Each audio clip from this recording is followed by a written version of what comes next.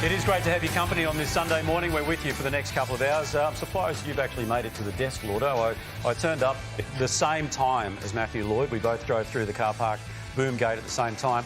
And I waited for him to reverse park. 15 goes, I reckon, you had to reverse park. I'm just lucky the Mercedes-Benz Berwick has those cameras. No, sorry, that was embarrassing. Reverses itself, doesn't it? You, I was embarrassed. You might need another go at saying surprised as well. That sounded like surprised. Did it? Yeah. Where's Isaac, by the way? Hey, Media-Ocre's back. It hasn't been there for 3 weeks since I'm mediocre myself, so I've got this week. Yeah. So if you're in it, good luck. Can you call it by the right name? Media-Ocre, not mediocre. Media-Ocre. And TJ, what the world has been waiting for is coming. What's that?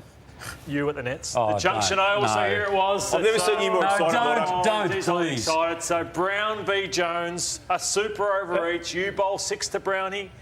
Brownie bowls 6 to you. We've got the scorecard. Damo was the umpire. We were scoring together, so here's some scenes. So please stick around. Yes, it's not Wayne Gretzky. It's Tony Jones. Don't. Why would you talk yourself up a crick? Can I just from the outset... Shut up, Nathan. Shut up. Stop it. You said to me, you texted and said, well done for turning up. Yeah. I thought it was courageous. You stood thank there you. and you took cricket balls, 6 of them, and Llordo's very quick as well. It was courageous. Did you You win just didn't put a bat on any of them. Okay, well, don't. Did you win the participation award? Everyone gets a ribbon. I just, in advance, I've done things apparently over the journey I should be embarrassed about, but I've never been more embarrassed than what transpired at the You turned up, TJ. Even more than the handball. yeah. Worse than that. So that's what I'm saying. Stick around because he's more embarrassed than the handball. And Browny, as Lloydie said last week, he's not turning up to just watch. He had to get himself involved, even though it was a Brown versus Jones showdown. He made it about Llordo. So anyway, to my family, to my friends, I apologise in advance. It's terrible, I've got to say. Speaking of handballers, by the way, 2 of the biggest names in football, Nath. 5-time premiership player Robert Dippier de Medico and Tony Shaw, so that he's going to be entertaining, so stick around for that. Who are you backing? I am going to back Dipper, I think. Okay, I might go Shorey. All right, let's have a look at the results of this round of football so far. First 4 games, TJ, ended up being blowouts. Port Adelaide starting to find some system. We'll speak to Rory soon about that after their good win against Geelong, and Freo doing what it has been doing this year, winning matches it should win. So there's 6 of those now, Brownie. It's even at the top, so 3 clubs on 24 points. Sydney with a massive percentage, so they are way out in front at the moment. North Melbourne an opportunity this weekend. Port Adelaide playing some nice football, rounding out the top 10 at the moment. The Bulldogs dropping there. Brisbane, you'd expect them over time to build back up. They play against Adelaide all the way down to the Tigers, who are 0-7 at the moment with a very low percentage. All right, you're on a roll, Nath. So tell us about the MCG yesterday, the Anzac Day clash, the traditional one between Collingwood and Essendon, and it turned out to be a one-man show. It was a one-man show, wasn't it? It was Collingwood's show yesterday, particularly in the second half. But, I mean, there's not enough things you can say about this guy. He was brilliant. So he only had 40 possessions once in his career before. He went over that again yesterday. He smashed it. But it wasn't just getting possessions. It was he toyed with these possessions. He had so much time. Do you want to mention his name? Scott Pendlebury. It was like he went back in time. Like the amount of time he had with the ball was extraordinary yesterday. I'll go as far as saying he is the greatest pie of all time. 19 score involvements. Ridiculous amount. With what he's done yesterday to cap out a career, and let's hope that he goes on, but who else is better than him at Collingwood? It's hard for me to go back, 60 or 70 years. You don't see those players playing. But in what he's done for that football club, what he's still doing for that football club, is he the greatest of all time? Well, it's worth having the debate, maybe not now, but, mate, you're talking about people like Nathan Buckley. You're talking about people like Bobby Rose. Len Thompson. Yeah. So, I reckon even Peter Dacos himself gets lost in some of these conversations at times. So it's intriguing now, isn't it, with game 4-3-1 being played yesterday. But you go back further than us, Damo. Yep. So some of those players you're mentioning, are they better than Scott Pendlebury? Well, Len Thompson won a Brownlow, didn't he, TJ? Yeah. And was a great Collingwood player. You go back to the commentary situation, but that's back in the 20s. Wayne Carey, Lee Matthews, they didn't win Brownlows. They didn't win Brownlows. No one's had the level of consistency that he's had over that's such a different long period argument, of time. isn't it? Yeah. In terms of pure impact, I think maybe Nathan Buckley might have him covered, but hasn't got the durability and the longevity. And now the longevity, TJ takes in the next 4 weeks because he's right now 1 game short of Brent Harvey's 4-3-2 game record. So it's delicately placed because these games up upcoming. They're only a 5-day break for that Hawthorn game. He may want to get up for it. If he does, that's going to equal it. Then they've got away games against the Cats and the Swans. Now, I don't think he'd want to break it, or maybe the club wouldn't want him to break it in Sydney. So it may well be the West Coast game, whereas the home game for Collingwood, which is still 4 games away. Equally, it could be in the next 2 weeks. I know it's a short break, but surely that Hawthorn game, he just plays 50% game time, kind of like he did against St Kilda in that opening round, or round 1. Yes, play that and then play Geelong. No bigger game to play or break the record than against Geelong in the MCG Saturday night. Can we see the graphic again and just slow down the explanation a little bit? Because what are you saying, Damo? If he's rested this week, when does he break the record? Well, that's the question, CJ. So just to remind people, he's now played 431. The record is 432. His next game will equal. So you can look at what's in front of them. That first game is only 5 days away from the one he played yesterday. At 38 years of age, there may be a conversation to be had around the footy club. Look, if he goes round 8 and round 9, it's almost the best way to do it, given the rivalry that the Collingwood Footy Club has against Hawthorn and Geelong. But the problem, and it's only a small problem, in inverted commas, that Cats game is an away game, so it wouldn't necessarily be one that the Collingwood Footy Club could absolutely market the way. But they're not going to want him to break the record in Sydney.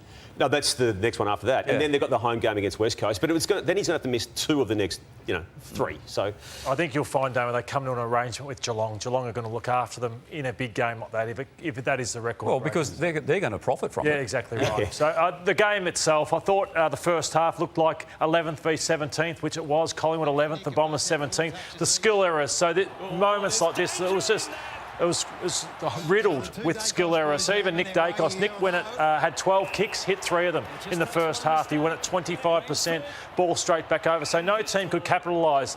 But then came the third quarter and the big boys stepped up. The goey, Scott Pendlebury was the only clean player for the whole 4 quarters. That's why he was the best man on the ground by the length of the Flemington straight. They stepped up. So I thought Josh Dacos off half-back, Dan Houston. I thought Big Steen in the ruck was dominant, where he jumped over the top of Pre to right. They decided to make the ground big. Let's not get caught up in a scrappy affair against the Bombers. Let's make the ground big, and that's what they did, and this one proved it. The Collingwood system and structure, let's make the ground big on them. So you see this, he played well still, just holding his width. They held their width really well and then absolutely punished the Bombers, and this one just shows it. They then started to toy with them through the centre bounce. They smashed them at clearance. They had nearly double the inside 50s, and this is the Bombers' problem again.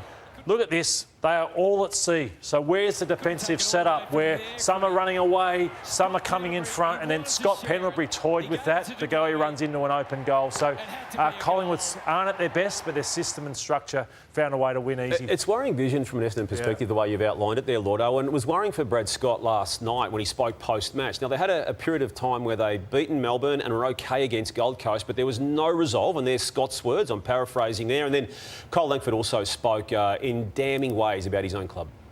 And so we weren't able to handle the occasion, we weren't able to handle Collingwood's pressure, and then even worse, we weren't able to stand up under perceived pressure that wasn't even there. We've got to have a hard look at ourselves here. Like we really got to dig deep and own our mistakes, own our areas. That's something that every single player, coaches included, will be doing, and then we'll look to move forward. But yeah, you can't just kind of sweep a game like that under the rug. You've got to really learn from it, dive deep into what kind of happened, and then you can kind of look forward to Brisbane and the following weeks. Browny, they've been a long way off. Most clubs in 5 at least of the 7 matches they've played. They have been, and I reckon you've got to own your game plan. So you've got to know what you're doing week in, week out. And at the moment, I don't think Essendon do that week in. With the good clubs, they have the one game plan and they stick to it. They might have a little tinker here or there when they need to go faster if they're late in a game. But early in the year against Hawthorn, they played really tough, assertive football from in front. That didn't work. So the next week, they went behind. That didn't work. Then they played against Melbourne and they possessed the ball, over-possessed the ball, and it unsettled Melbourne. But then the week after that against Gold Coast, they went fast. And then again yesterday, they went different what they did the first half to the second half. So the game plan's changing so much. It must be hard for the players to play a certain way and then change it a week later. So I look at their game plan and go, I want them to stick to one thing and make it really good at that. Llordo, you were scathing of your former club last night on radio. You said, in part, you look at Darcy Parish, no impact in the midfield. Andrew McGrath has moments but isn't an A-grade midfielder. Zach Merritt was quiet today, particularly after half-time. You took particular aim at Ben Mackay, who you said is getting paid $1 million, but he's nervous with his footy, he's nervous below his knees. He doesn't help you, he doesn't assist you in anything with winning the ball. Yeah, it was 15 goals after half-time, TJ. They fell apart and Collingwood went to school on what Brownie spoke about. So that sort of... They went to their shells. I'm pleased that Kyle Langford, after the game, they know themselves. They've won one game, what is it now, in 19 weeks? 19 games. So they know themselves. So, as I said, I've said in the past, I've not enjoyed this period because I don't like speaking the way. But I think Brownie's right. I think they have to... they can't think they can win games by chipping the ball around and protecting their defence by protecting the ball with ball in hand. So the way it works, if I'm chipping to you and you chip back to Damo and Damo chips back to me, you think you're supporting your defence by doing it that way, but it's not a way to win. You were onto this in that win against Melbourne and the good performance against Gold Coast. Others were buying, this is the turnaround for Essendon, and you were seeing through it. No, because I just saw it was a fix for a 1 week, but it was not going to be sustainable, which we saw yesterday. Rory, you had a look at Port. I can't believe I'm going to say this, TJ. I like Port Adelaide Whoa. at the moment. I like what they're doing. Josh Carr has had a ripping couple of weeks coaching-wise. I want to show you a couple of moves he made. Zach Buttle's getting tagged by O'Shea Mullins. So what he did was pull defensive side of the stoppage. He didn't worry about winning clearances because that's what Mullins' great at, shoving you under. He got on the end of the ball. He got on the handball receive. He'd go and block for guys like Horn Francis. This is why Horn Francis had 12 clearances. He had to kick a goal because Mullins had to hand over then. So really smart use of Butters. And then another coaching move, which was brilliant. Defensively, to stop Geelong, you've got to be really quick on covering these exits. So you've got to get to a body quick. And here, stand front shoulder. Geelong love to hit up on you. So this coaching move, just to stand front shoulder on most of these guys and leave the spare at the back. They get away with that one, but not many after. Also, get on the outside of Geelong when they're trying to exit their D50. Stop them taking marks. This is what you have to do against Geelong to stop their mark chains, and they limit them to 30-odd inside 50s. When you move the ball against Geelong, I've always said this, you've got to lower your eyes going forward. Hit up on them because their defenders like to sag off. So offensively, you've got to lower your eyes, make sure you hit those kicks, and that's the best way to take on Geelong. But three really clear moves that Josh Carr enabled Port to win that game. And they exposed Geelong's defence, so they had no deconing. Blixarves got injured early, and then poor Jack Henry, who's undersized, was up against Mitch Georgiades, who's playing confident football. So going under the radar a bit, you've got Jack Gunston and King doing great things, but this guy's not far behind them with what he's doing now. He kicked 4 goals, 6, so should have kicked 6 or 7. Damo? He's a super talent, He's a isn't he, super talent. He stood up in that final in 2024, didn't he, against Hawthorn in the semi-final there, and that was coming off a knee injury the year prior to that. And if he ever kicks straight, Llordo, like he did on this occasion, that was his 4th goal of the game, he will get that bag that he's so deservingly about to get. And well done to Port. You know, they were under siege early in the year. They were, yeah. Losing to North Melbourne, and people think how poor they are. Is Josh Carr the right man? Well, that's a big win against Geelong. And a big injury. It was. The Mr. Fix-It, as he's been called by Chris Scott. I'm referring to Mark Blitzarves, who early in the match used his left foot there, which he can often do, as his non-preferred foot. But Zach Butters came across it, Rory, and it is a lateral ligament damage there. Now, we saw him getting treatment during the game after that moment, and he did not come back on. He was subbed out of the game. As we talked this morning, don't know what it means from a match's missed perspective, but until they give us the diagnosis, and they're particularly guarded, TJ, this club, about what they do distribute publicly, we may not know for some time. But it's a worry when he's probably still one of their most important players. Well, Chris Scott did say don't take any notice, basically, of the injury list and re-injury report that comes out of Godinia Park. So think of that what you will. What about Hawthorn?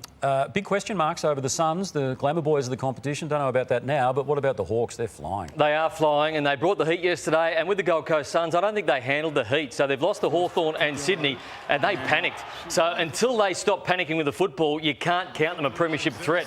Have a look at that. That's early. That is a handball straight to the opposition, and there's your first goal of the game for Hawthorn. This happened over and over again yesterday. They had no composure. This is an easy handball here. They kick, it goes out of bounds on the foot. Hawthorn get the ball over and over again. Again here, it just looks all panicky. I've got to get the kick out. I've got to get it straight back to Hawthorn again. Now this one. They get the ball on centre wing. Good attacking position. They give the handball off. Where am I going to go now? I'm going to handball it out of bounds. They panicked over and over, and Hawthorn just mopped it up. They had 60 inside 50s but couldn't do it. Tuke Miller, good player. Panic kick, straight back to Hawthorn. And they're wondering why they got 46 points down in the second in the second quarter. Again, these are good players. Look at that. That's a panic handball again. Don't know where to give the football. And this is the last one, and this summed up the whole game. They're out. They are out. They go through and they give up the football. Good pressure from the Hawks. Hawks, but then they can't follow it up. Hawthorn go coast to coast from the middle of the ground. They get the ball, they kick the goal, and it was a big panic off for them. Browny, have Hawthorn shown the way against really good sides? They beat Sydney by doing something similar on how you combat teams that want to use that forward handball? Yeah, they set up a wall and it was very hard to get through. So if you get through it, then there's space on the other side of that. But at the moment, you're not getting through a Hawthorn wall. They're so aggressive the way they come up. And that's how you got to combat teams like Sydney, Gold Coast, who want a forward handball, come up and press them. What about, I mean, you've all played, obviously, and you've all been on the receiving end of a spray, I guess. The Hawthorn boys were on the receiving end of one at half-time. Look at Sammy Mitchell pulling no punches there and delivering an absolute tirade against his players there and demanding a lift. And then we saw last night Craig Bellamy. Now, he can deliver a spray, and this was half-time of the match at Amy Park against the Rabbitohs. In the end, he says, I've had a gutful. I'm out of here. This was half-time. It didn't quite work. Storm went on to lose 48-6. He said he's never been more embarrassed as a coach than what he is right now. So Yeah, well, strong words about his team. Yeah, and I know about embarrassment because I'm about to be embarrassed later in the show. So And the Suns scalps, TJ, they haven't beaten much at all, really. They got Geelong, a great win early when Geelong probably were right for the picking, but since then that's all they've done, and they've lost to Melbourne, the Swans and the Hawks in that period. So they remind me of an EPL side where you've got all the talent and you put them together, but they don't connect and they don't play for one another. They don't respect defence, and that's the way they're playing. They're just being cut open. They score, but don't defend the opposition. Very un-Damien Hardwick to allow that to happen. Yeah, I know it is, and that's where I wonder if they thought it was just going to happen. There's also what I mean by they've got players too. Ethan Reid. He's a 200-centimetre wingman. People are saying, how good's that? But I'm not sure if that works. Where do I fit Jamara in? Where do I fit Jed Walter in? What do I do with... So there's got a few issues where they've got all this talent, but they don't necessarily help the team with where they're playing. The margin ended up being 49 points, but at one stage the Suns had worked their way back into it to be just 9 points behind when this happened. So confusion here between Jamara Ugle-Hagan and Jared Witt standing the mark over Tom Barrass' mark. And I'm a massive advocate for this stand rule, and I know that puts me in a minority, but I'm not an advocate for how it's being policed at times. What happened, Damo? Look, to me, there was no common sense. I don't want to single out the actual field umpire, but when there's two players, as they were, Jamara Ugle-Hagan and Witts, close to each other, one stood the mark, one didn't. It wasn't articulated by the umpire as to which one was meant to stand the mark in that moment, but one did. One ran off, which he's allowed to do, but it was a bad moment. Damien Hardwick was frustrated, and I think he articulated pretty well post-match, but it didn't affect the result, but it was just at a crucial time of a game when they were coming back. You'll see players now look back at the umpire, and I think that's just Jamara coming in for his first game, but most players will look at the umpire, go, can I leave? And have that dialogue with the umpire, and that certainly helps. The Dockers won the battle with the Blues, as I mentioned earlier. Who was the standout for you? Luke Jackson by a mile. Yeah, again, he's having some sort of year. He has to be the most damaging ruckman in the comp. I know we speak a lot about Gawn and Grundy, who are having ripping years also, but this guy's got some tricks that I just don't see any other ruckman having at the moment. And this goal was, that is goal of the year at the moment for me. For a ruckman to do that out of centre bounce reminds me of Gawn actually on that oval, I think back when they won the grand final. But his ruck work was outstanding. They get so much damage from centre clearances, but his around the ground work, and he finished one on the left, it will probably show in a second here. That is some of the best footy I've seen from a ruckman in a long time. And Shea Bolton was the other one who won the medal as well, who was outstanding on the night. He's in ripping form. And the Blues, similar theme. They've had a harrowing week on so many fronts. We'll have a look at that in the agenda section of our show, but there was a continuation, Browny, of the sequences of goals that they do concede. You can even go back a week earlier than what we're showing on screen there with the only win they've had in the season, that being against Richmond. There was also a string of goals that went against them in the second half of that particular game. Unfortunately, most of those are in the third and fourth quarter. So third quarter, 18-minute mark last night to the 6-minute mark of the last quarters when those 5 were kicked. They were more than okay last night, but they just don't have the wiggle room of having wins on the board, TJ.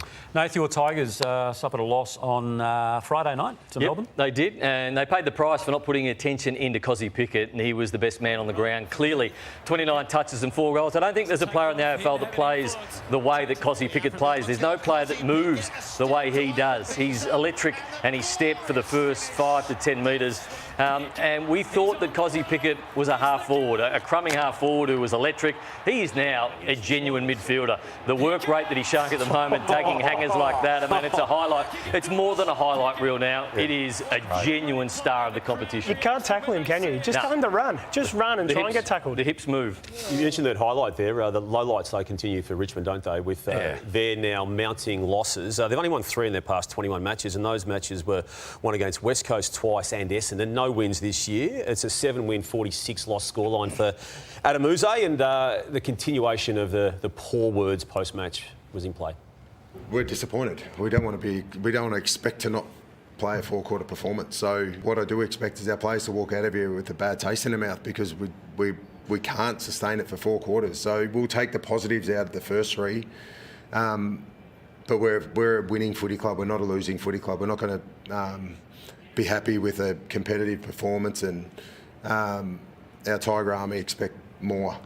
Indeed they do. We'll have more on that in Primetime Takeaways a little later on in the program, where we'll also take a look in detail at Sydney's win over the Bulldogs and the growing injury list of the Doggies. Before we get to what caught my eye, Halbury, are you back in action? Yeah, yes, on Friday. Yeah? We beat St Kevin's in round 1, so... Margin? Look how happy he is. Well, I'm happy. That's what I'm passionate about. So we won by 40 points. Oh, fantastic. And I did say I'd give a shout out to Port Arlington, who beat Drysdale for the first time since 2018. The Demons, they're back. Demons. All right, OK, let's go. What caught my eye? And to kick us off today is... The King of Comedy. Me, as it turns out. If I had my sheet, I'd tell you. But I don't need it, because I saw this and I demanded to have this one. Now, Rory, Nathan, you were great over in Adelaide, where you were really pumping up the state. And I did especially like this bit that you did on the kayaks. You saw the shipwreck over there. You were with the Dolphins, weren't you? And all the rest of it. Yeah, they were and I thought to myself, when this went to air, I thought, you actually look like kayakers. I mean, you're both fit blokes anyway. So fit that you needed a tow to actually get back to shore. No, you didn't tell us this. Come on. Hey, that was just to get us to the next segment. We had to get to the had to get to the zoo in time. Come on. TJ, Big Edwin too. Yeah, big Edwin. That's standard. TJ, I'm big on standards, OK? So standards. The stance? No, not the stance. No. Ooh, give me chills, that. No, big on standards. And my co-host... He did this last week. I want to show you some footage of my co-host. Yeah, he's got the dogs out. That's Isaac Smith there with no shoes on at all. So I just want to check with the panel. Like, is this okay, Damo? I think you should have shoes. Shoes? Should have shoes. Yeah. Absolutely. Brownie? Yeah. Shoes? Yep. Well, you're only as good as the person's seat you fill in. So I'm just going to show you a picture of our old mate Brownie in a bathtub, jeans, a tank top, and Have a look at him. no shoes on. What is Sometimes you say no, you reckon? Sometimes you got to say no. Guess who got me? Michael Dodge. Is it true though, Brownie? You actually rang Michael Dodge with that idea. Be honest. Did you say Dodgy? You said Dodgy. I've got an idea. I'm going to get in a bath with clothes on. There might have been a bottle next to it as well at one point. Crop that out. Hey, you've been harsh on Ranger Benny. Our good friends out of Gunbuyer World. You were harsh on him. You didn't believe that he played VFL football. So he sent in his CV and just he's extensive. So he sent an email. Goes back to 97, senior debut, 15 years of age, all the way to Southport in the Quaffle. And you have a look down here. He was hard but fair, high flying, good use on both sides of the body, tackling smothers and all the 1%ers is what I prided myself on. So this is Ranger Benny. This is his CV. But he went further than that. He actually sent us in some vision of when he played in the VFL. And I look at this and all I can think, Benny, is you're a thug. All you did was knock people out. So have a look at this. Which one is he? That's Ranger Benny. That is Ranger Benny. Like, what did I do? It gets worse. So this is what he sent in. Again, he's decking people out the back, Ranger Benny. He's very good with animals. He's not very good with humans, it looks like. It gets better. Have a look at Ranger Benny again here. Crack. Ranger. Bit of bite about him. And again, he goes here and he goes up, puts a bloke into the fence. Ranger Benny. And then they're not happy. They start an all-in brawl and he's just calm. He's like, I'm Ranger Benny. I'm a bit of an earther. All of a sudden he's had enough. Now I'm going to kill him. I apologise, Brownie. Jeez, no wonder the Quackers are aggressive. VFL. I think we might have to get him in to give you a go on the handball. Now, we've seen some bizarre moments at the AFL Tribunal over the past 2 weeks, and TJ, you were bringing your Channel 9 News viewers up to speed with some of those bizarre happenings. Later in sport, we'll get the latest on the Zach Butters appeal, which has been interrupted 3 times because of a barking dog. All right, never a dull moment down there. Tony Jones, we'll see you later on. Thank you. So it's not ideal, and it did prompt the question, who would willingly take a dog to their place of work? And then it reminded us that you did, TJ, when little Archie just gate crashed Nathan Brown's piece to camera at the Plasma on the Sunday Footy Show last year. He just wandered around, had a live and full run of the set, and little Archie made another appearance on Channel 9, this time on the news at the Cattery in recent weeks, where he wasn't quite as obedient as you would have liked. But not just the Bulldogs visiting here tonight at Cardinia Park. We also have a cavoodle. There he is, Archie. Archie. Does he sit or roll over? Yeah, sit down. Archie, sit down. Sit down. There you go. Shake hands. Shake hands. Oh. Shake. We haven't got to... Haven't got to the shake shaking hands, part Archie. yet? No. OK. Stay sitting. Sit, Archie, sit. So your own dog, TJ, Archie, just TJ'd you. But Brownie, you probably worked out what we're doing here. We couldn't possibly finish a segment on dogs without getting the original dog man and Llordo dog man. His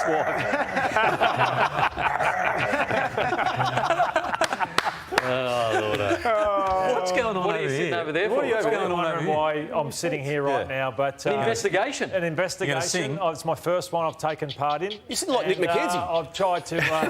I'm actually going to go all in on this. So here's my investigation into. I was watching the Dawson D podcast, which I had for the last few weeks, and you said this to Tony Jones. And they were going to get rid of the Sunday Footy Show. This is back in the day, right? Not the Max era. This is back in the day. And I said, I reckon I can save it. And he said, oh, of course you do, smart ass. How are you going to do that?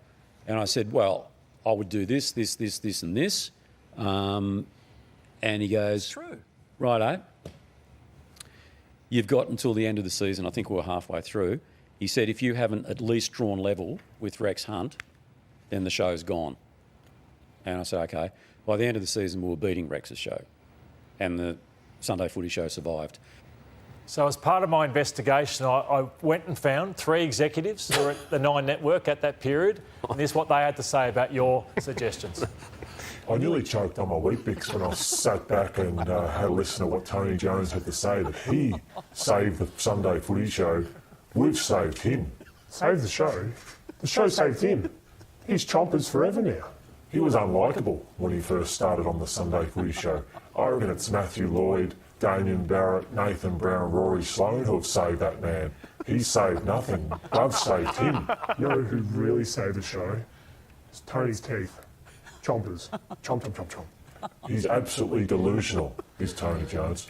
Look, since TJ made those comments that he saved the Footy Show, I've actually delved deeply into the background of that statement, and I'm starting to come around to the possibility that he actually did save this show, but not because he was trying to. I look at some moments which have become show famous, like the kiss, the barbecue, Hey Naomi, is the trophy heavy, the professional wheeler, the dawn knee, and of course the hand feeding of the whales. Look, I actually do, and I'm now convinced that he did save the show, but through default, not because he was trying to.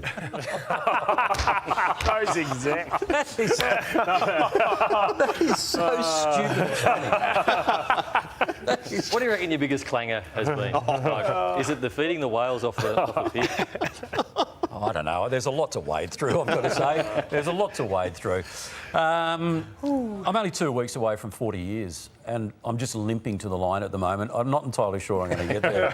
I'm just limping to the line. And after the cricket that we're going to show later, I think I might just fall short. All right, we're going to take a break. You are watching the Sunday Footy Show, which I saved, by the way. More in just a moment.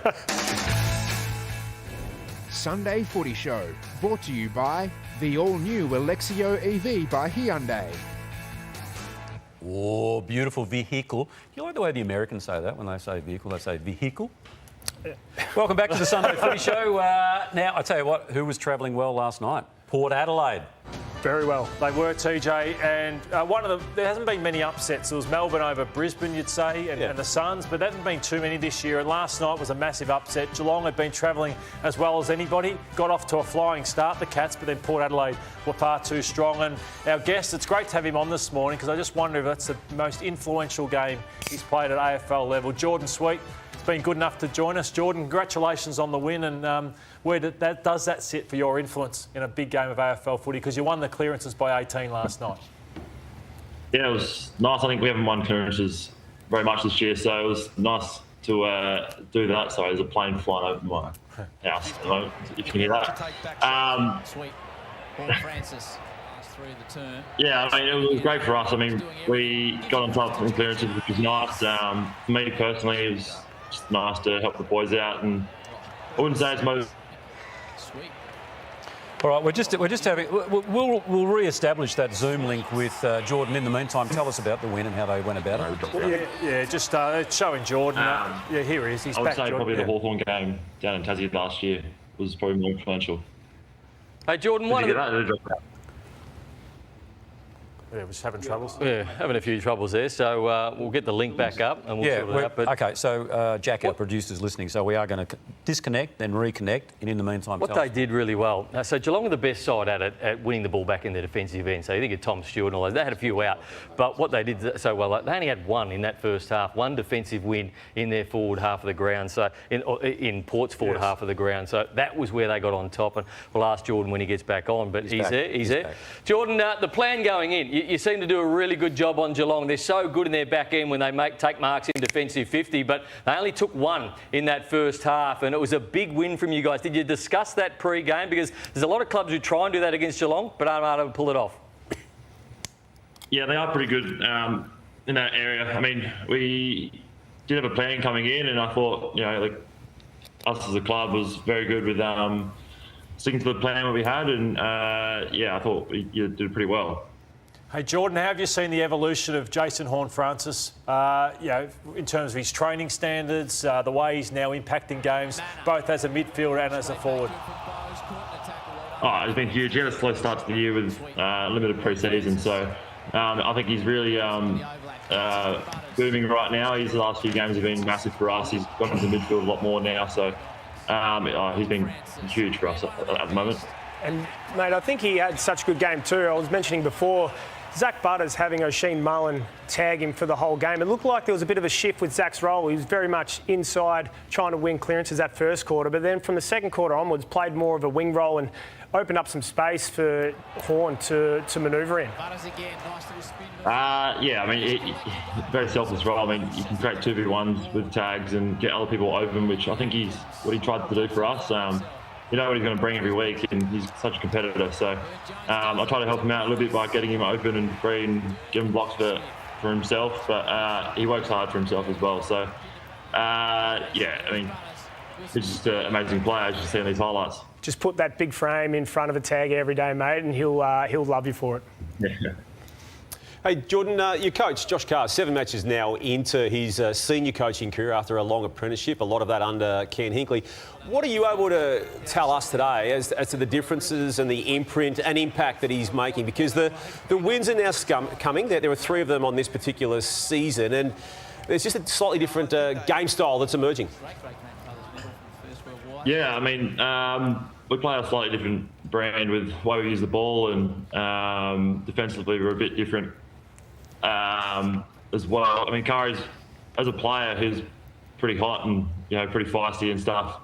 But as a coach, I found him pretty calm so far. So, he gave me a rev up probably pretty early on in the first quarter, which helps me. I mean, I love being challenged. So, I think he's pretty calm as a coach so far, and it's been good to see from him so far. I've had him before at North Adelaide as well.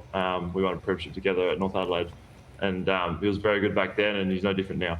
The votes from last night's game, all power players. Horne-Francis, outstanding with 9. Georgiades, 4 goals, 6. Butters had 30 disposals, and yourself, Jordon, well done on a great game.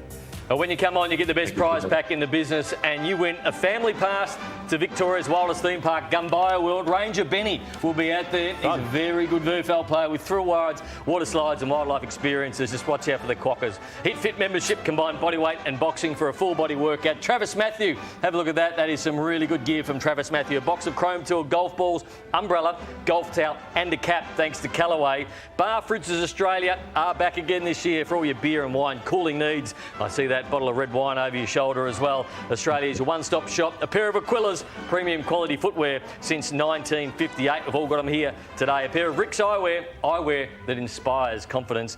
TJ loves a free meal, so we'll give you one when you're in Melbourne. Platform 28, the best pub in the Docklands. Elevate your wardrobe with the latest streetwear style from St. Goliath. We'll make sure we get you a double XL big boy and 2 pairs of hybrid undies from the Better Collection. They've sewn elastic into the groin line. What size? For maximum support and no chafe. And if you're watching at home, your first pair's half price. Oh, very nice. All right, there you go, Jordon. That's lovely. Thank you. Rory's going Thank you. to... Appreciate it. Anytime at all, we appreciate you coming on, and Rory's going to take all that over as excess luggage for you. Yeah, there'd be half of it that lands the other end, Jordon, so don't trust me. That's all right. I was going to say, thank you. I very much appreciate it. Thank you. All right, good work, mate, and continued success for the rest of the season. Jordon joining us there from Adelaide. Sweetie. We'll take a break. Now, you're back with the quiz. Have we got a theme for that this week? Collingwood Essendon. Collingwood Essendon, that's good. Not so much Anzac Day, but just Collingwood Essendon. I'm flicking through. I don't care as much about the deep dive. I want this cricket. When's it coming? Oh, I don't know. I'm looking. We're on page 2. I'm flicking through. When are we going to see it? I'm demanding it. There's 2 instalments of it, I've been told. 2 instalments. Oh, my God. 2? And I want the part 1 after the break. I don't think I'll get my way, but I want that. And Media-Ocre, we're back. Media-Ocre. Media-Ocre. All right, that's all coming up for you. I'm genuinely embarrassed about the cricket. But that's all coming up between now and, I don't know, the next hour and 15, I guess, or something. And the Magpies, well, I'm not entirely sure they ever went away, but they were certainly back in a big way yesterday. Oh, they absolutely dominated that second half against Essendon. Anzac Day at the G, no bigger stage throughout the year.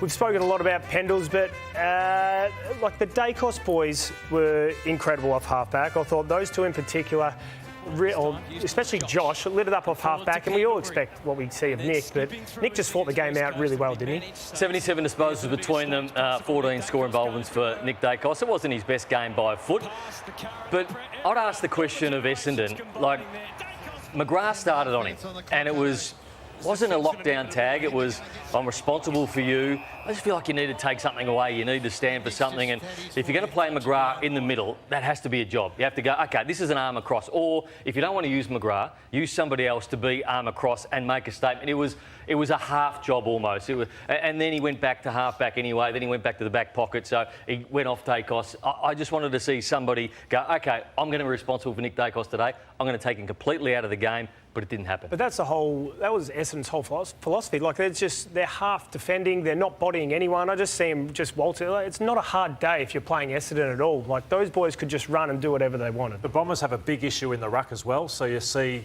the dominant that they're having at the moment, ruckman. So they went away from Blackiston. Yeah, Peter Wright. Peter Wright, he had a good week or 2, but I thought Steen and also Cameron just overpowered him in the end. Can I ask you this, Llordo? Where don't they have an issue? In all honesty. Yeah. I think they can score at times. Like, they just need to tidy up defensively, and some of those defensive efforts were just horrendous, and that's what was showing up at the start of the year too. It's good to see Jordon back to a form of what he once was. 3 goals yesterday. He got his body right as 2025 unfolded, and that was a really good sign. He had a few issues early again with body this season, but there were moments yesterday, and again, this is not the first time he seized key moments early in a game to help Collingwood establish a lead. But if he can just stay nicely fit, this momentum, they're starting to build again, Collingwood. They just might be able to continue it for the rest of 2026. Really good mix in there. So the speed of Dacos, the poise of Pendlebury, the power of De Goey. But I'm not sure. I still think they're fighting for a wild card game. I'm not sure they're any better than who's that? Collingwood. Sorry, you reckon the best they can do this year is 9 and 10? I think they're a 7 to 10 side, yeah. Right. Playing off for that. I think clearly Sydney are far better than them. Brisbane, Fremantle, Hawthorn, Geelong, the Gold Coast when they get going. I think there's a fair few ahead of them. All right, votes. As Llordo said, Pendles was almost a perfect game. He didn't fumble at all. He gets my 10. Nick Dacos gets a 9. Houston 8. and Josh Dacos 7. I reckon Nick's going to be leading the Lou Richards leaderboard after that too. Well, don't get ahead of yourself, my friend. Fremantle's not doing that. They accounted for Carlton. The Blues, though, they continue to show positive signs. They have been competitive on multiple occasions this year. Jai Amos, Josh Tracy. Bolton was the best man on the ground, 33 disposals and 2 goals too. He can be a bit sloppy by foot, but I thought last night he was as sharp as you can get. As you see that, I thought this guy Fredericks was fantastic as well. So they had the pace on the outside that worried the Blues. Shea Bolton, I thought, clearly the best man on the ground. And this role that he's playing, it just benefits Fremantle because they allow Brayshaw to play more of a defensive role. It doesn't require Caleb Sarong to have 30 touches every week and be the main ball mover. Putting him through there and Reid as well, it just helps them so and much Hayden as Young, a balance. Hayden Young, Browny, the past 2 weeks, he's been back in the mix as well. So they've got so many options of class, genuine class in that space. Strong midfield, here's the votes. Bolton was the best man on the ground. Jackson wasn't far behind him. I thought Walsh was Carlton's best, and Brayshaw, I feel like he's playing a more defensive role this year. All right, deep dive coming up next. What's your theme?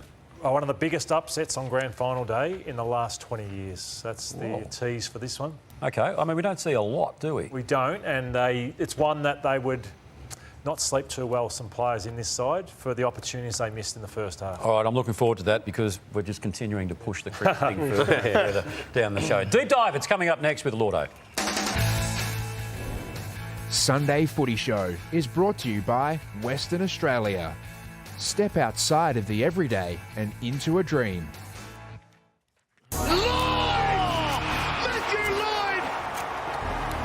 In the deep dive this morning, we're going to take a look back to the 2008 grand final. It's Geelong, the massive favourites, up against the underdogs, Hawthorn. Hawthorn got there ahead of their time, and it was a phenomenal win by Hawthorn. But Luke Hodge, the inspirational leader that he is, he wasn't the leader on this day, but he broke his ribs in this contest in the first quarter in the prelim when Justin Kazitsky crashed into him. Look at him, he's spitting blood. He was able to continue on, but look at the pain he's in. 23 disposals, 2 goals. He still went on and played with in this prelim with broken ribs. Then they can see Stokesy, who had the defensive role on Luke Hodge in this grand final.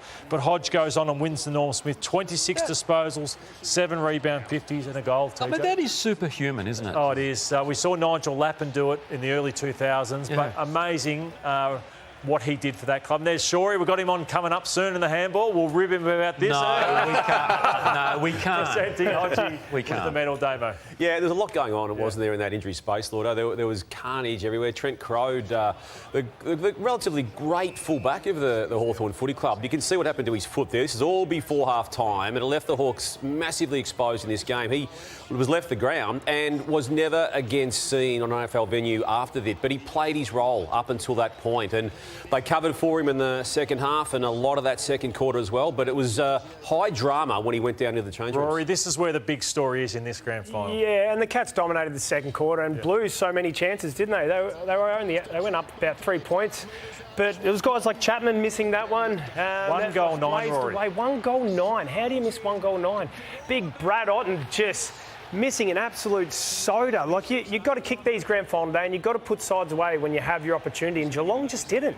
And they left Hawthorn in with a bit of a sniff. These are all unforgivable. That was after the siren at half-time by Cam Mooney. Where he absolutely should have slotted that, and they'll be regretting those forever. And there was something a tactic. Clarko was ahead of his time. We've got to give him massive credit for the way he coached at Hawthorn, and there was no rush behind rule in that, and he decided rather than give the ball back to Geelong, he'd do this tactic, and he came on and spoke about it on the Sunday Footy Show the morning after the game. It certainly wasn't a tactic of ours going into the game. I actually don't like the tactic at all. Geelong zone probably better than any team in the competition, a full 18-man zone, and very, very difficult to get the ball out. On so many occasions you looked up and there was just a wall of Geelong players, and it was either just tap it back through for a behind or risk having it kicked over your scone and through for 6 points. So I don't think it's a good advertisement for our game, that sort of tactic used on a regular basis. I'd be very surprised if it wasn't addressed at some point over the summer. And it was addressed. He knew he was exploiting a rule, Browny, but it helped them win. But there was a real hero in this game. Yeah, the hero was Stewie Jew. He retired at the end of 06 and he didn't play at all in 07, and they got him out of retirement to do exactly this on grand final day. Stewie Jew, just from 50. So he kicks the first one. He's involved here as well. He gets this football out. Brilliant. Have a look at him go. And gives it off. And then they are really humming at this point, the Hawks. This is just one of the iconic moments of this grand final. So he stands up in a couple of tackles, eventually gets it out, and the shotgun, he goes bang, but that wasn't enough. Stewie, have a look at him here. So Buddy just rolls it out to him, puts it in the path, and Stewie Jew, left foot, rolling. Have a look at that. That broke open the game. And what it also did was break a 17-year drought for Hawthorn as well, which is their, longest drought since their initial one, which was 35 years or 36 years or something. So just to put it into context, how far back we're going here, this was Sam Mitchell's first year as captain. He replaced Richie Vandenberg. Alistair Clarkson, as you can see there, very youthful, and so was his career at 93 games he'd coached at this point. Today, he'll coach game number 430. So Sam Mitchell has gone on to carve his own career as a coach, and Alistair Clarkson continuing his as coach as well, as he will today. So just an amazing group of players and coaching. And they had amazing left-footers right throughout the team. So they recruited left-footers and they played to that accordingly. But Shane Crawford was a right-footer, and it was his 305th and final game of AFL football. He had a catch cry. I think it's better than yours, May the sun shine on you, Browny. But he had a catch cry that day, and he also came on the Sunday Footy Show after the next morning and spoke about that catch cry. That's what I'm talking about!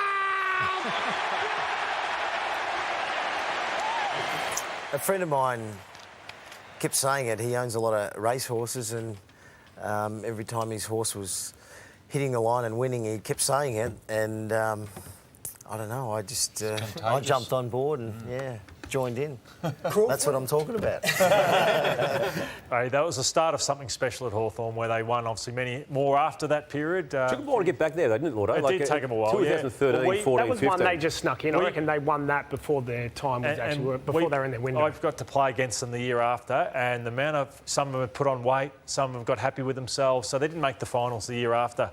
So they learned Thanks to you knocking out Brad Sewell in that last game of that year. Yeah, that's right. But they got happy with themselves. They admit that, and then took them a few years to get back to the top again. Terrific stuff, Llordo. Llordo's deep dive never fails to deliver. All right, Damo's agenda is coming up after the break. There's some meaty topics to sink our teeth into. And that cricket, is that far away? Cricket's coming up, playoff cricket. So OK, don't worry, no. All right, it's coming up a little later on. You're watching the Sunday Footy Show. It's been a dreadful fortnight for the AFL tribunal system, initially with Zach Butters finding with the umpire he said component to that case, and then the bigger problem with the Lance Collard one that went through the system as well, with I feel a very disturbing statement that was made by the tribunal panel itself upon conclusion of that case. And this was the statement that has now been reacted to by the AFL. We'll get to that in a moment. But that last paragraph there, it is commonplace that players can employ language from time to time which is racist, sexist or homophobic whilst on the field. To have that attached to an official AFL tribunal finding in 2026 just took me, and I'm assuming others, TJ, way back to 1995 when the AFL system was first required to deal with the anti-vilification policies which have now been entrenched in the system and have worked to a point. I'm referring to obviously what happened with Damien Monkhorst and Michael Long way back in the very first Anzac Day game of 1995. But to have an acknowledgement that racism could actually be used on field as part of common practice as a finding to mitigate a sanction against the player in Lance Collard's case, who was ultimately found guilty of the case of using a homophobic slur for the second time, and to have the sanction itself reduced. So the AFL reacted savagely, it must be said. And accordingly. And I would say appropriately and accordingly, by yesterday saying that Will Horton, KC, has had his appointment terminated as a result of that. And Mr Horton served as chair since his appointment in March 2024. So that was the only outcome, I believe, TJ. What about appealing it as well, as to support that? Not only do that, but appeal the decision. They're not going to, as far as I can... But why didn't they? Well, they should have, Llordo, yeah, because even the finding was a 4 weeks suspension, which was less than the initial suspension he got for a previous transgression, and then there were 2 weeks of that 4 that were suspended, which meant it was a 2-week penalty. Players are also Scorn came out and said, like, the game's not that hard. Don't make excuses for us by saying, oh, we can say at times it gets heated that you might say something. It's not that hard. Like, don't put words in players' mouths. Well, you say a disappointment to the football. I think it's a disappointment to the community in general. And the point I made on the news the other night is that what message does it send to kids from migrant families who want to play the game, Indigenous kids, kids who are struggling with their sexuality? What message does it send them? Is it a safe playing field for them? And I'm sorry, but based on that rationale, which is not rational, no is the answer. It wasn't. Again, look, at least they acted. I still cannot believe that we had that statement as part of an AFL official, independent, it must be said, investigation by a tribunal. Just on tribunal matters, or at least AFL protocol matters, the Elijah Hollands case, Llordo, the Carlton Footy Club submitted to the AFL its own findings of investigation into what happened to him the previous match, the worrying vision that we've all seen and commented on. I expect that to be resolved publicly to a point at some stage of this week. Rory, you worried? Everyone was worried when we saw Aaron Norton have a very, very worrying moment in a football match on Thursday night when Will Edwards from the Swans came and just got him in an unusual position at an unusual point in time, and he catapulted over. And the worries that were at play when medical staff attended to his neck and the head region. It was sickening, wasn't it? Yeah, I didn't like what I saw at all, but I'm glad he's cleared of all structural damage. But that was one of those ones. You just fear for the worst when you see it straight away and you see him getting carted off. And then that is now yet to be determined by the Bulldogs as to what, if any, matches he does miss. He's been cleared of serious damage, but that injury list, Brownie, is very worrying now for a club that started the year really, really well with 4 straight wins and had premiership hopes, and maybe they're still there. But while they've got that calibre of player unavailable, it's going to be problematic. They'll get some of them back. Obviously, they won't get Sam Darcy back, but most of those will come back. I'm looking forward to seeing Cody Waitman come back. But they won the first 4 games. I still think they play finals. I think they're good enough with the players that are coming back to play finals. Was it going to be top 4? It looked like it. Is it going to be 7 to 10? I think might be around that region. Yep. Collingwood still without its captain, Darcy Moore, but there was positivity, Llordo, in the form of a VFL return from Bobby Hill. First time him playing in Collingwood colours since late last year when he played just before the final series and then wasn't seen again. We know the issues he's been dealing with off-field, but has now got a body of work in training and being back at the club, and that's the arguable most important stage of this next phase of him getting back to senior footy, playing in the VFL. Yeah, Damo, just such a talented player. So football, the football club would be his best support network. So the more he can fight to stay in the system, the better he will be as a human being in person. So I hope he can survive through it, TJ. But I've banged the desk all morning, and I know Media-Ocre was meant to be next, Brownie, but I've banged the desk and I said no.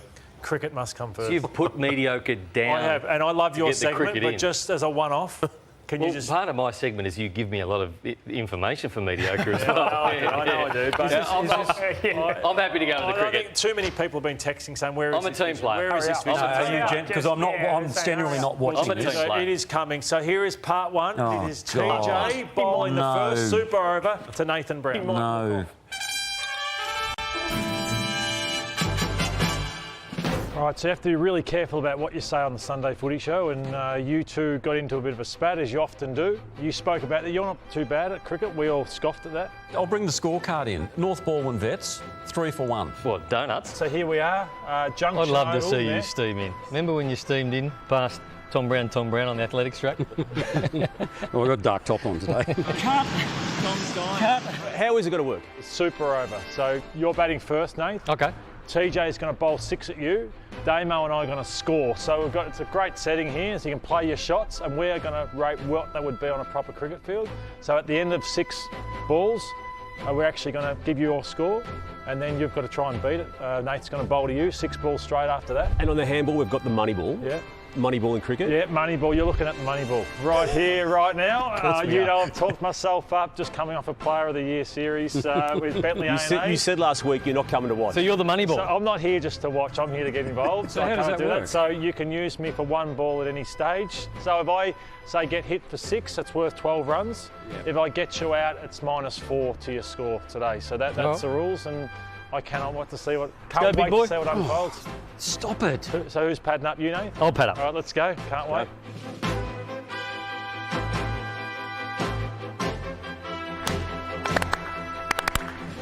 Hang on. Damo.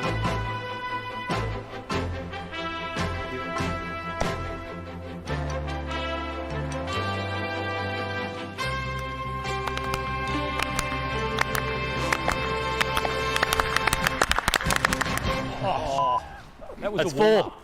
That's 5. That was a warm-up. That's 4 That's 4 wides. It was a. Now that's warm-up. official.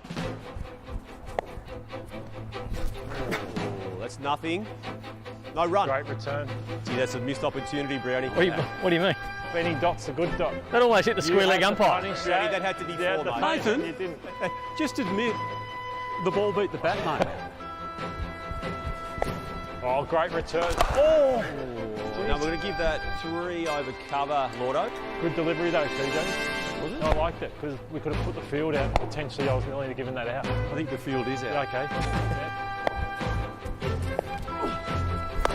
Yeah, that is out.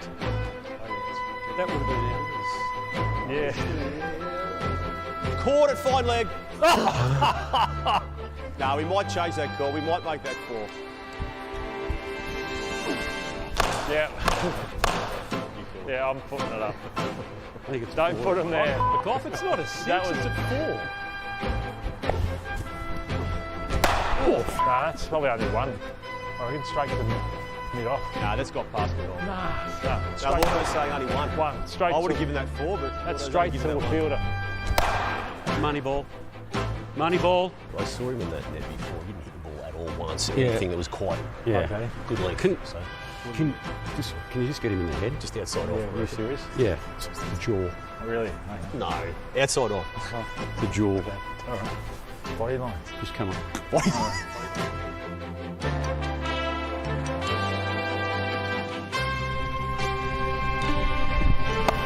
Oh!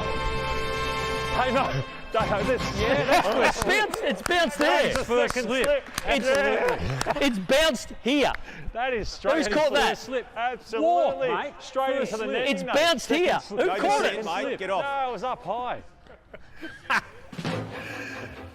All right, so that's where it sits. You lost runs, Brownie. I lost 8 runs for that. Now, on live TV, is any slip ever catching that?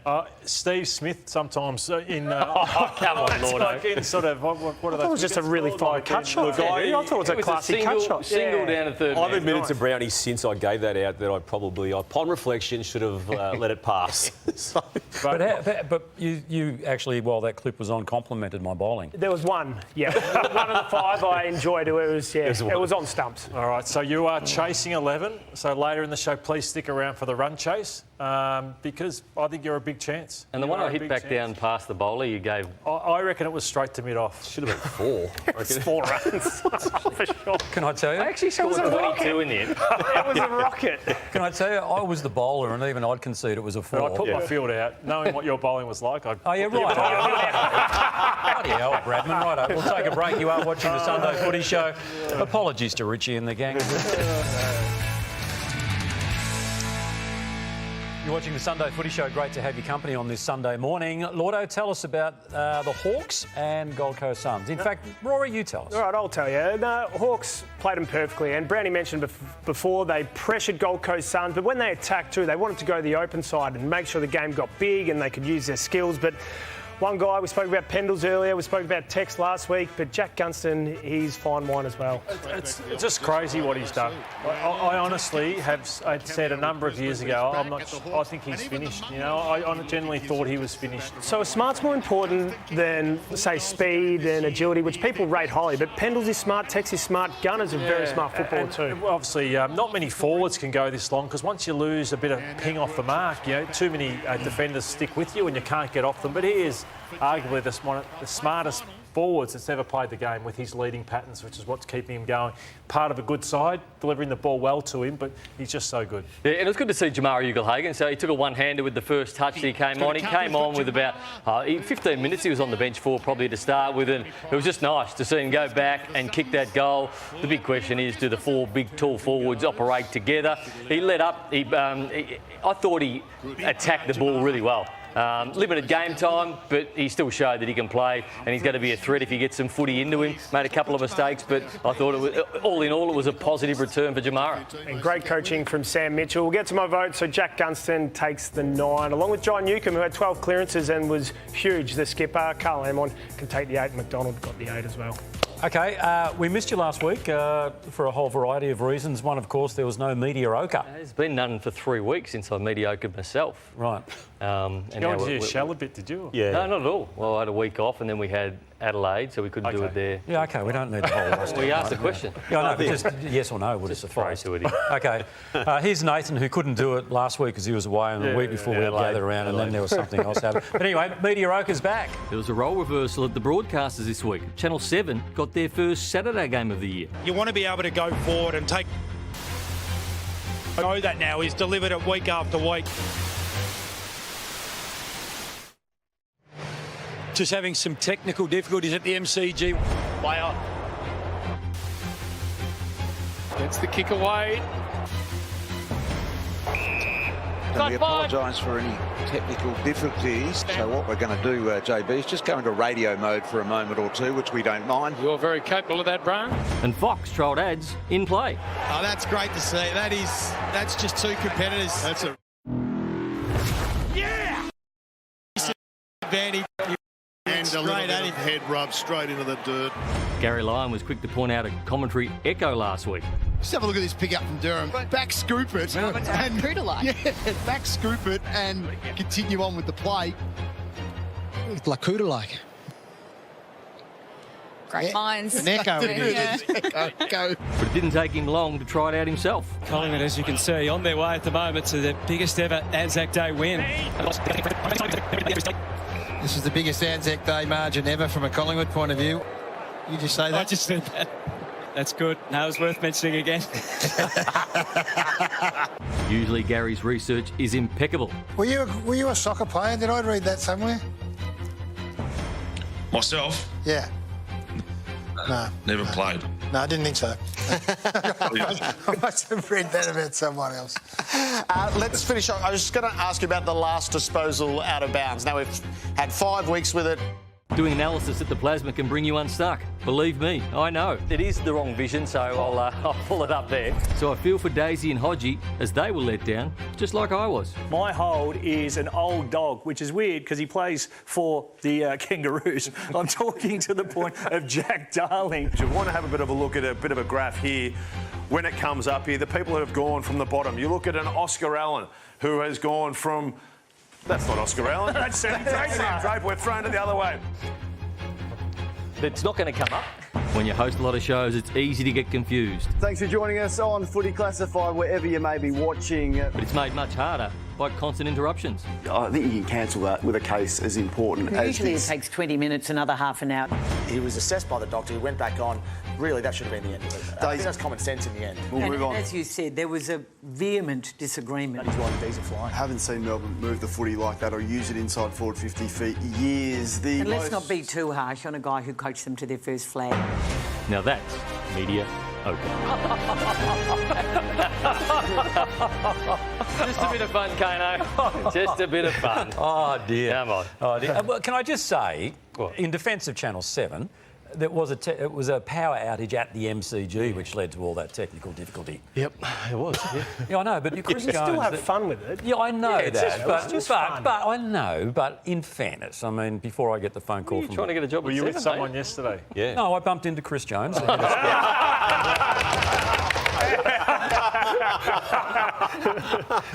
Didn't take long to out him. Righto, we'll take a break. You are watching the Sunday Footy Show. Hey, Chris.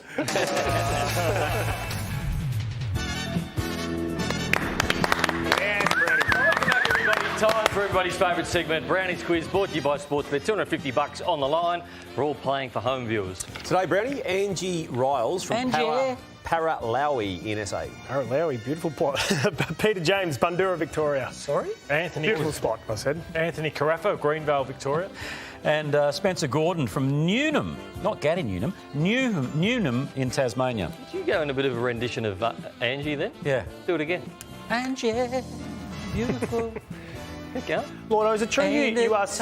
Is it true you asked for an Essendon theme one because I've won 3 of the last 4? I am flat. I've only won 1 this year, so I am flat. So this is Collingwood and Essendon. Question number 1: Who won last year's Anzac Day medal? Steel side bottom. Steel side bottom. He did. Well done, Rory. Question number 2: Who has kicked the most goals in one Anzac Day game? You're quite funny, Damo. Sav Rocker with 9. Saverio Rocker is correct. Done, Damo. Wow. Okay, closest to the pin. Everybody gets a go. Starting with you, Tony. Jock McHale and Kevin Sheedy coached for Essendon and Pies. How many combined? Oh, combined? Oh, I'd say... Quickly. Yeah, shut up. I'd say 1,610. I'll say, I don't know, 1,500. 1,300. 1185. 1348. Rory, you get a pick of the board. Good start. Rory was on for the fire. Ranger. Here's some famous Collingwood. Have a look at them. Yeah, I love the Seed, Paul Medhurst. Poppy Seed, yeah, we're going to go with the Seedman. The Seed. Yeah. You get a risk question. So you can risk the points you've got, Rory. Yeah, all in. You're on a roll, You're mate. all in. All in. Who kicked the first goal of the game yesterday?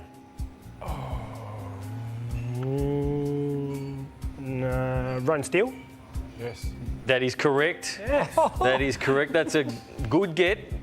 Mate, if that was me... Yeah, I'm thinking your areas. I'm thinking there's a bit of help. My earpiece and mic hasn't worked all day. He didn't talk at all in this quiz for the first 35 of them, and now you can't shut him up. I'm not quick. You guys poked the bear. You poked the bear a while ago. Yeah. No, I promise you. Okay, question number 4. I just hope it's not happening because we are playing for money here. What year did Essendon and Collingwood last face off in a grand final? Okay, smart ass. 1990. Yes, correct. And for a bonus point, you're all back in. Yeah. Who got knocked out in that game? Still making hundreds and fifties. Hang on. Gavin Brown. Gavin Brown is right. Well, that should have been mine. Famous faces. David Zaharakis. Okay, smart ass. Oh. 2002. Well, what number? Still making hundreds and fifties. 11. 11. You played with him for a bit, but don't worry about it, Llordo.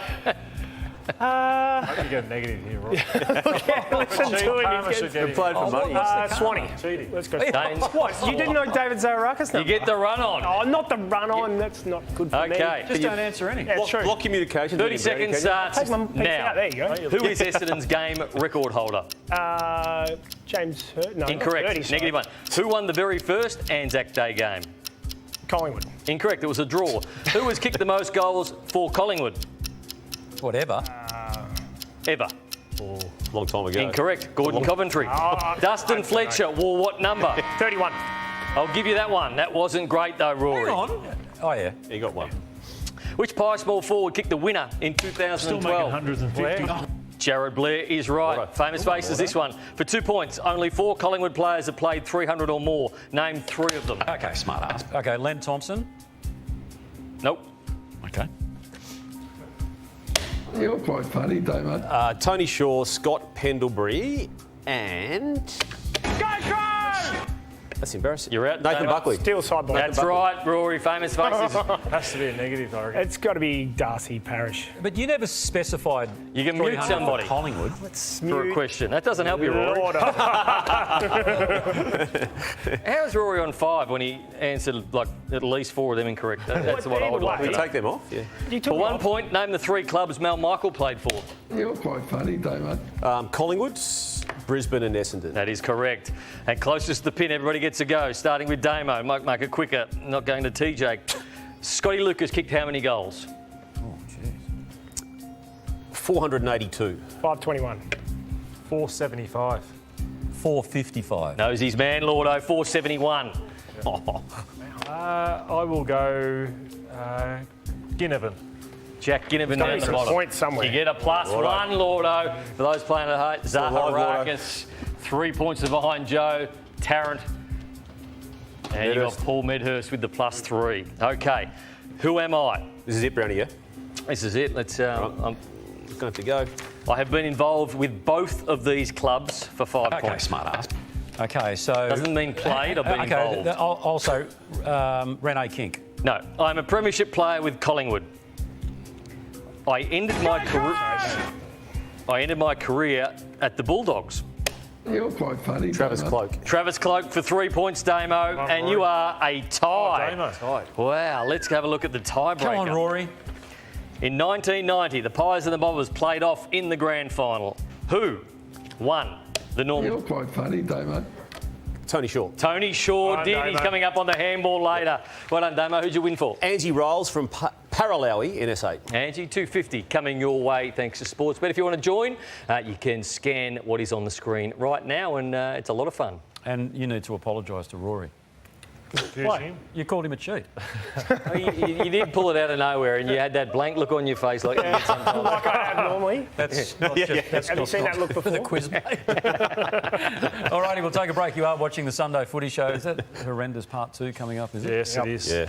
Jeez. All right, Enjoy. stay with us. Enjoy.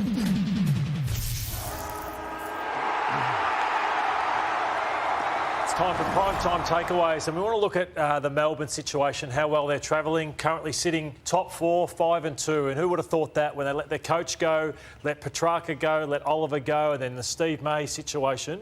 So I want to ask the question about who does it put on notice most in the AFL industry, whether it be team, club, players, coaches, about what they have done, because I think there's a lot of clubs out there, in my opinion, who say, what could ask the question, why in one off season, I know they might say it's only 7 weeks, has he been able to achieve this with a young group and some experience that other clubs haven't? Well, it puts on notice clubs like Essendon and Carlton who are trying to get back up that part of the ladder, maybe even West Coast who have been rebuilding for a long time. Sorry, Richmond. Why is North Melbourne off the hook? Yeah. Well, at least North Melbourne done a little bit better this year, but again, he's done it quicker, far quicker. I think the brand of football that he's brought to the club has been brilliant in terms of the aggressive nature that they're playing. Well, he's added pace too, and pace is the killer in 2026. If you don't have pace on the ball and by foot, you are going backwards at the moment. If you're chipping the football around at the moment, Melbourne, every time they get the football, they're going forward, and they do have two of the greatest players in the game right now in Pickett and Gawn to help out. Well, I think it's a great question. It might even be a deeper question because part of the Melbourne rejuvenation has been off-field as well, and obviously with the new coach to which you've referenced, but there's a new chair and there's a new CEO. So maybe it's an all-in change to the footy club. Maybe it's not just the coach who is ultimately most responsible for how it presents itself each week. And a new culture. And they ripped the Band-Aid like massively. So they didn't just go half in, they went all in and just got rid of everybody who was, and I'll use the word toxic, it was a toxic football club last year in the situation where players didn't want to be there, so they were gone. And I think it's bold. I would have thought, oh, geez, can I keep Petrarca? That's how I would have felt if I was Stephen King. But if a bloke doesn't want to be there, they are so much better off of not having them there. I do think a bit of credit does need to go to Goody too, because Goody did play a lot of these guys, these young guys that are playing really solid footy now. He blooded them early, and now these kids have all played sort of that 20, 30 to 40, 50 games. And he wanted to get rid of those. I know they were going to get rid of those 3 anyway, so... yes, they needed a new game style and needed to listen to a new coach, but I think he certainly helped them by blooding those young kids. Let's have a look at the Lou Richards medal leaderboard as it sits right now, and out in front is Zach Butters, 2 against Dacos. Bontempelli hasn't voted for a couple of weeks, and Bailey Smith is in there. Jason Horn-Francis having a nice season, and Isaac Heaney missed out this week. And great to have Hyundai on board with us this season, sponsoring the Lou Richards medal, together doing great things, doing very big things in the biggest games throughout 2026. And Hyundai, of course, has the largest EV range in Australia and is welcoming the all-new Alexio, a medium-sized SUV with impressive technical design and safety features. Yes, it is the perfect all-rounder for families. So we saw in part 1 of the cricket that Browny, we gave him a score of 11. It was 22. Yeah, we gave him a score of 11. He made TJ. Because he went out, he got a score of 11. So TJ is now facing Browny plus a money ball, and he's got 11 to chase. Nathan was on 18 runs after 5 deliveries, but he went out on the last one. 8 runs come off. Yeah. Are you confident it carried? Absolutely carried. I'm talking. Geez, it would have been short. Chest. Oh, chest was it? You don't know whether to go there So or who gets there. credited with that wicket? I'm happy to give it to you, TJ. Yeah, because I like being the brains of the operation. You built the pressure. Yeah, I don't think it'd be. Yeah, I like I don't think it carried. Right. All right, let's go. I'm going to change my top. A little bit of movement. And we have a special bat for you, which I cannot wait, that has superpowers. Right, it has superpowers. Because you're looking powerful, Teach. Like, I'm talking about you can lug some massive sixes with those arms. I think, well, what do you reckon? I'd like a recount. We reviewed it in Because the innings we did. break. It was he was 1 short. You're so kidding. Yeah. But don't worry about it, because Kookaburra, TJ, have come to the party and they've made you your own special bat. Oh, look at this. With your own, very nice. Yeah, you at your best, and then chompers off the front. So they are from the pad, but this is as good a bat as you can get on the market. So This is great. Powerful, as powerful a bat as you've got. There's every chance, Kookaburra, there will not be one cherry on this by the end of this over. That's not giving me great confidence right now, though. Why? It's not hockey. What the arms or the bat? I'm just... Come on, TJ.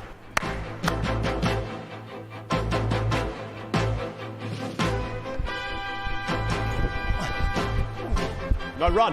I like the aggression, though. Ball number 2.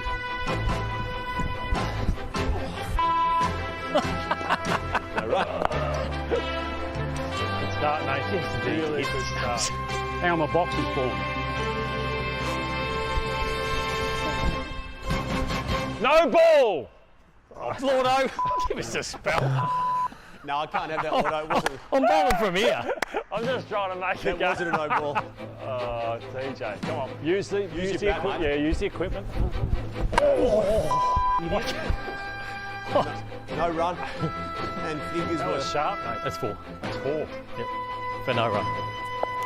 Could be a maiden, Brownie.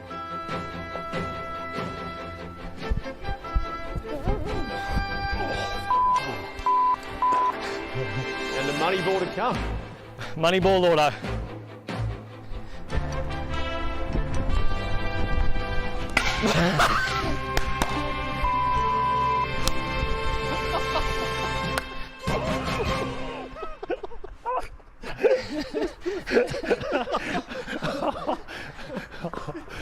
It's a brand new bat still. Get this helmet. That's still brand new. Has not been used. One of them came off his thumb. That's a nice bat, though. Now, yeah, beautiful. Never been used. You're on a hat-trick. Yeah. Actually, yeah, I do. You're a good sport, Tony. You're a good sport. It's just a bit uncoordinated, aren't you? I thought you spent too much time on that tennis. A couple of like pickleball almost looking shots were there. Sort of Rory. tennisy. Yeah. Stop it, please. It was good fun. It was great fun, and thanks to everyone down at the Junction Oval, Kookaburra. Have you seen anyone try and eye off the Kookaburra bag gear that they gave, just like Llordo was? He was trying to talk Jack Cannon. Is that for me? No, well done. And Brownie, I want to recruit you to my club too next year. Oh, impress you that much. At least for one game. And Damo, I didn't mind your bowling too when you had a crack at it. So I had one ball at Brownie. Yeah. Did you like mine against Travis Head or not? Yeah, no, I didn't actually. And TJ, you can just host the sporty because we don't need you on field. That's all right. What pays more? Yeah. Yeah. All right, I'll do that. All right, we'll take a break here on the Sunday Footy Show. Again, apologies, folks. The last few days at Rottnest Island's been great. Obviously, the sun's been shining. We're pretty keen to explore what Rottnest has to offer. I went for a swim down at Longreach Bay. We hopped on the bikes for a bit and did the bike ride to different beaches across the island, which was special. Food was great at Hotel Rottnest, and the Lodge Wadjamut was a beautiful place to stay. Highly recommend it. Went for a snorkel as well, which was great. Quokkas were the highlight in Coda's mind, so she loved that. And to cap off the trip, we had lunch at Havsart, fresh seafood, which was a great way to finish off a great family holiday. We loved it, and yeah, looking forward to coming back.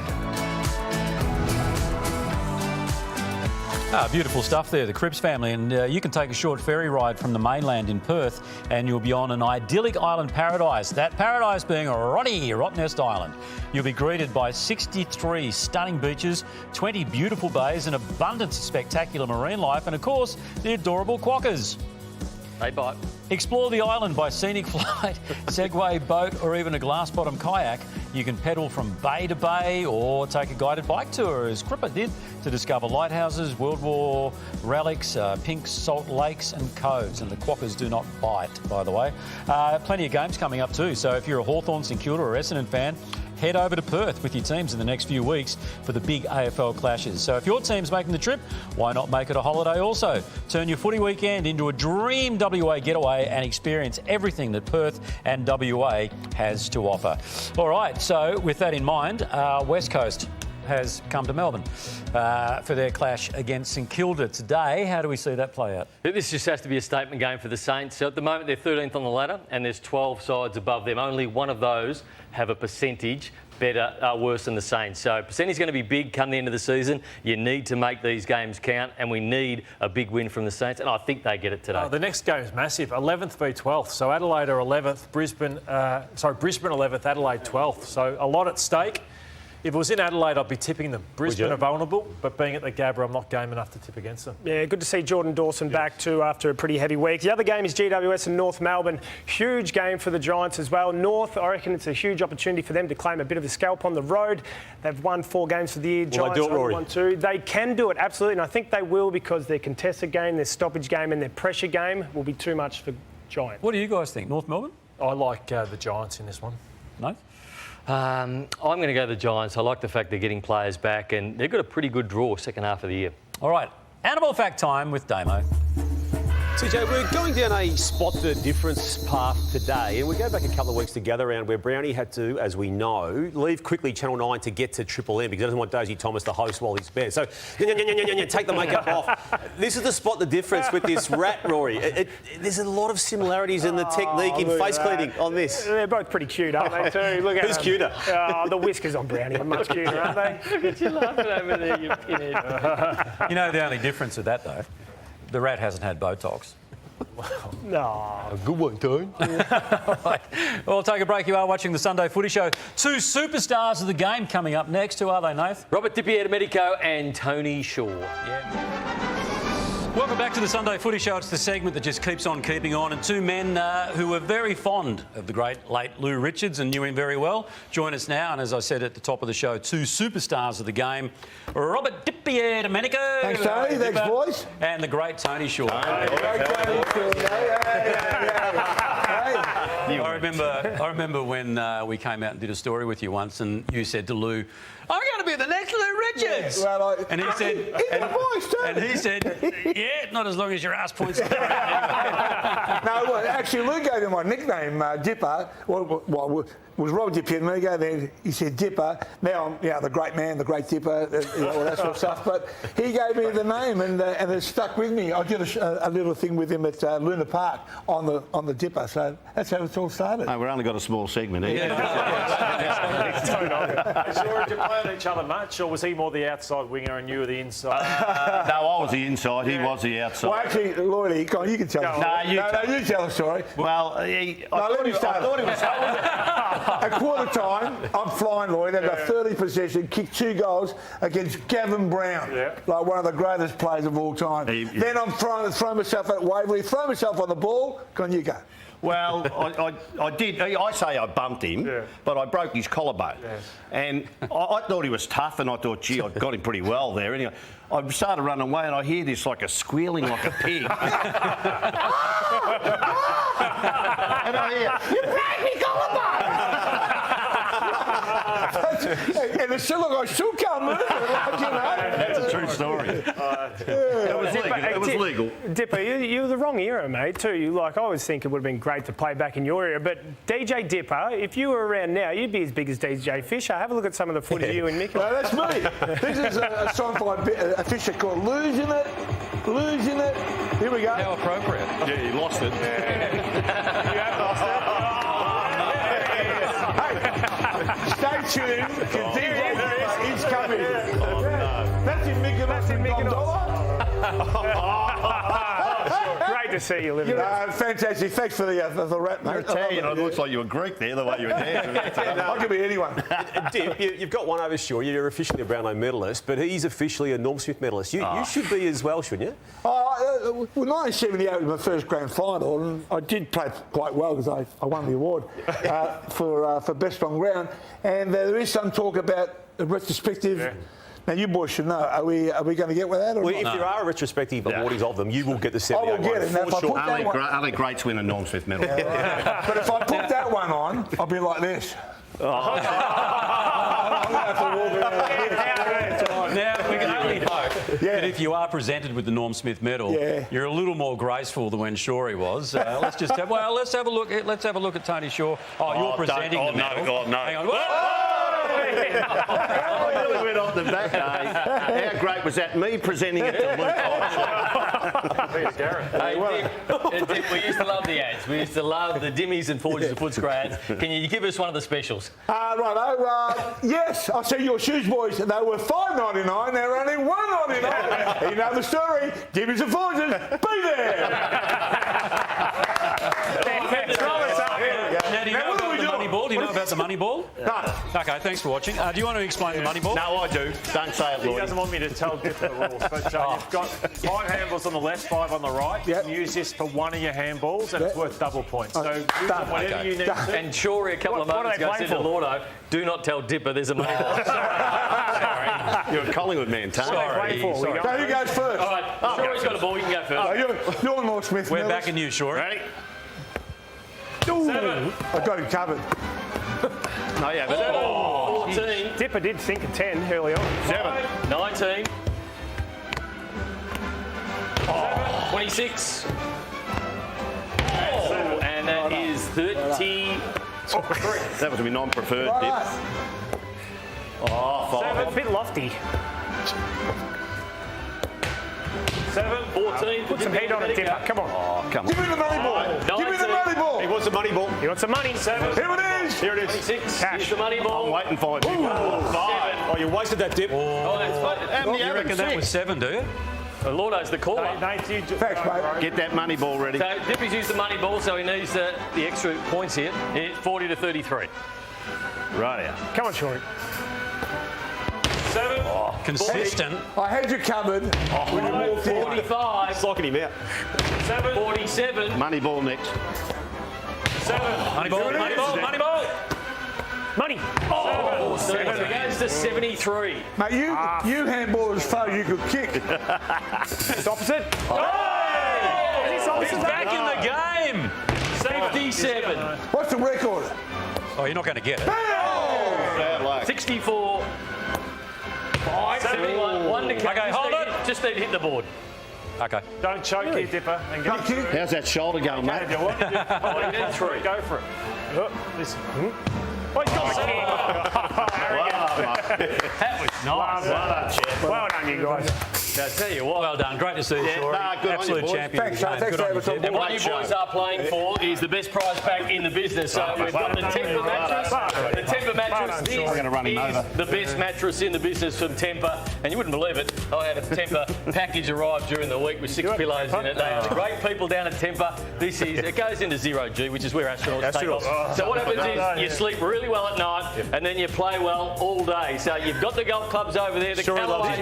This is the end of season prize. These are the latest and greatest, the Callaway Quantums. And Dipper, you might have been up there if you didn't kick that last one. You could have got above Brad Hill on 81. But serious? The Quantum golf clubs and the Temper mattress.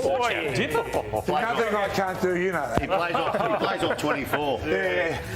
You're one of my Irish boys, Did you play Ireland? No, I didn't. Oh, yes, I played here, though. Not in Ireland. Wish. Great time. Great to see you, boys. Went down and left the hanging. You don't want one, TJ? TJ, You leave that hanging. Sorry. He's one of our boys. No, I said great to see you, boys. You're one of the boys. Yeah, It gave everybody a handshake, mate. Oh, do you know? That's right, mate. You close the show off, Dip. You close the show off. I don't know how to do that, but it's something like this. Hey, thanks for watching. It's a lovely Sunday morning. We've got plenty more to come. Remember one thing. Be there.